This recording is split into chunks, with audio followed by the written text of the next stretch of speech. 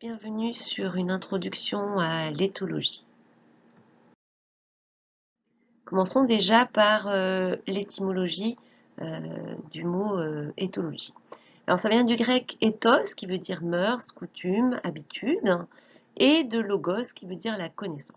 Donc il s'agit de la science qui étudie les comportements, les coutumes et les mœurs. C'est de l'étude du comportement des animaux, y compris du comportement des humains, ainsi que de leurs déterminants physiologiques, psychologiques et environnementaux. Il s'agit au final de repérer les manifestations des individus à un instant T. L'éthologie peut être utilisée dans différents domaines comme la biologie, l'écologie, la génétique et donc aussi la psychologie. C'est une science qui permet au final de comprendre l'organisation des groupes, le développement des espèces, qu'elles soient animales ou le développement de l'humain, les modes de communication et la communication entre individus, la sélection naturelle, etc., etc. Un petit historique quand même sur cette discipline. Évidemment, cette discipline est très récente. Les bases de l'éthologie ont été posées dans les années 60 avec Tinbergen. Toutefois, lorsqu'on regarde aussi dans les écrits antérieurs, on peut remarquer que au temps de la préhistoire, nos ancêtres observaient déjà beaucoup les animaux, et en particulier pour pouvoir les chasser. Il fallait donc comprendre leur défense et leurs mécanismes. Puis on avance dans le temps et on arrive aux premières domestications des animaux et des plantes, dont les connaissances sur les comportements étaient nécessaires pour avoir une meilleure rentabilité, un meilleur rendement sur les élevages ou l'agriculture. Dans l'Antiquité, les animaux de compagnie font leur apparition, donc les descriptions des animaux, en particulier les animaux exotiques, étaient également plus importantes. Au Moyen Âge, les observations continuent et deviennent de plus en plus précises, en particulier avec l'apport de notions d'anatomie. Au XVIIe siècle, il y a une séparation qui est faite entre le corps et l'esprit, un petit peu comme vous pouvez voir sur cette diapositive avec l'image tronquée du canard. Donc à l'intérieur, c'est plutôt une vision robotisée de l'animal. Donc il y a une séparation entre le corps et l'esprit. Les animaux n'étant pas pourvus de conscience et de raisonnement, ils étaient donc assimilés plutôt à des machines, à des automates. Au XVIIIe siècle, les différents courants de pensée, celle des cartésiens, mais on peut aussi faire appel à l'auteur Voltaire ou Rousseau, creusent leur place, se font de plus en plus entendre, et cette idée de séparation entre l'homme et l'animal devient de moins en moins importante. On va plutôt parler d'une différence d'intelligence entre les espèces. Avant la théorie de l'évolution de Darwin, il y avait la théorie qu'on appelle du fixisme. En gros, tous les organismes naissaient tels quels et ne changeaient pas. Ça, c'était vraiment une vision qui était plutôt vue pendant l'Antiquité et le Moyen-Âge. Et puis après, il y a la théorie du transformisme avec le chevalier de Lamarck dans les années début 1800. Alors là, les organismes commencé à développer l'évolution des espèces, eh bien on est passé d'organismes simples, marins, puis aux animaux terrestres, puis à l'homme.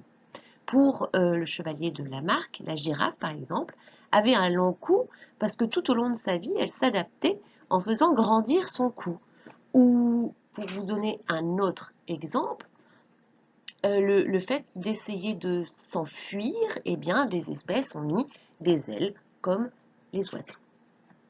À partir du XIXe siècle, Darwin et toutes ses études, là c'est plutôt la survie des espèces les plus adaptées à leur milieu, à leur environnement. On a aussi un plus grand intérêt pour une comparaison des comportements entre l'animal et l'humain. On parle de transformations qui sont transmises là aux descendants. Un petit historique quand même, revenons un petit peu plus sur Darwin. Darwin était un étudiant en théologie de Cambridge et en 1831, il a eu l'occasion de pouvoir partir aux Galapagos pour étudier les pinsons. Donc sur chaque île de l'archipel, il y avait une espèce différente de pinsons.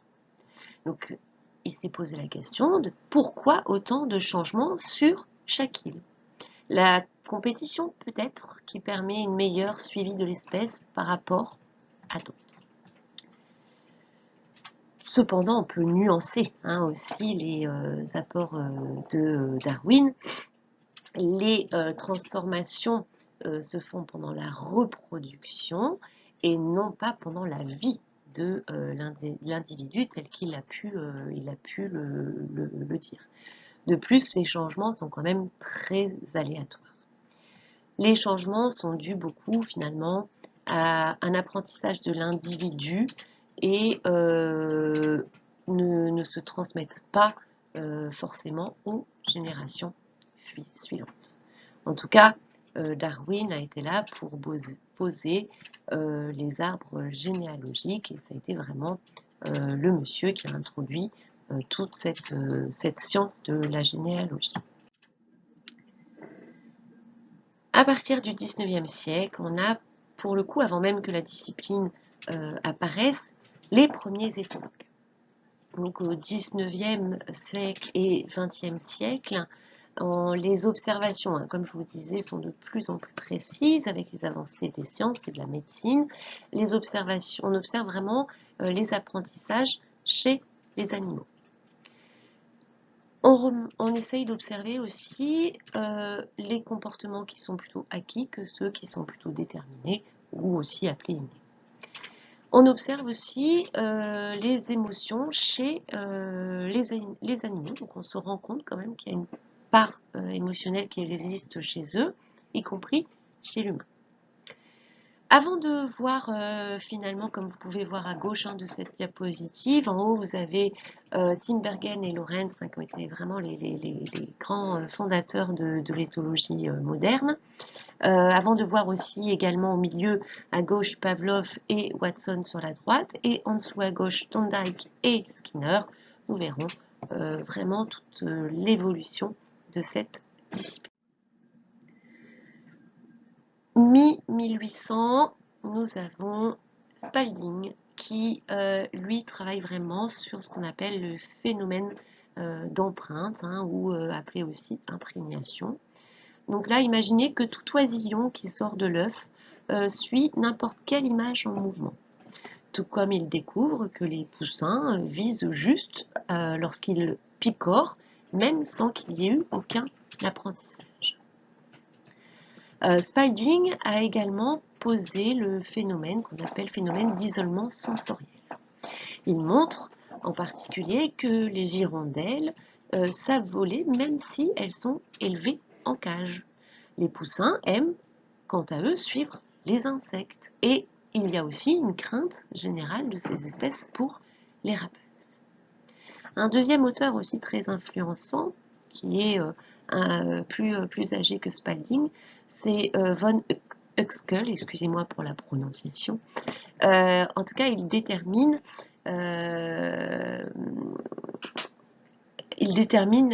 étudie les stimulations et les réactions motrices chez les insectes.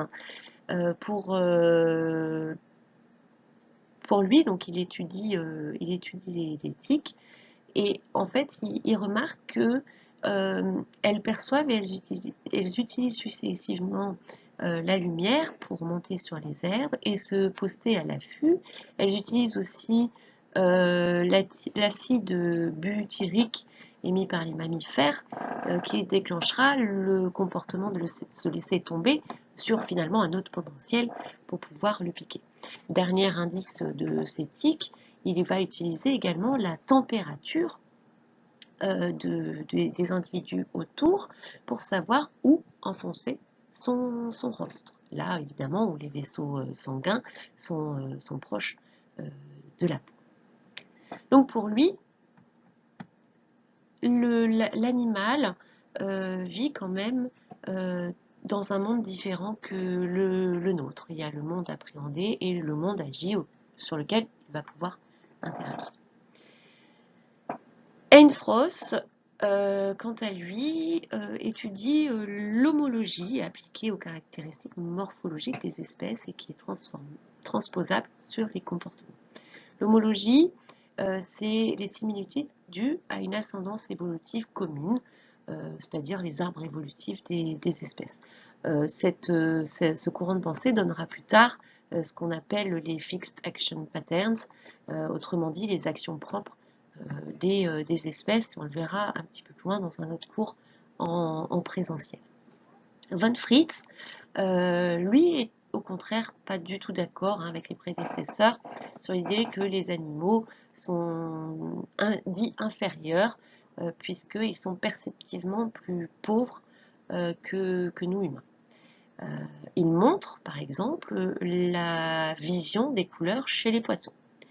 C'est lui aussi qui va étudier les abeilles et qui va montrer qu'il y a un langage vraiment très symbolique chez cette espèce, hein, la danse, la fameuse danse des abeilles qui expriment, elles ne sont pas en train de voler dans n'importe quel sens, elles expriment une direction, la distance à laquelle se trouve la source, hein, la richesse de pollen, et la quantité évidemment de cette richesse.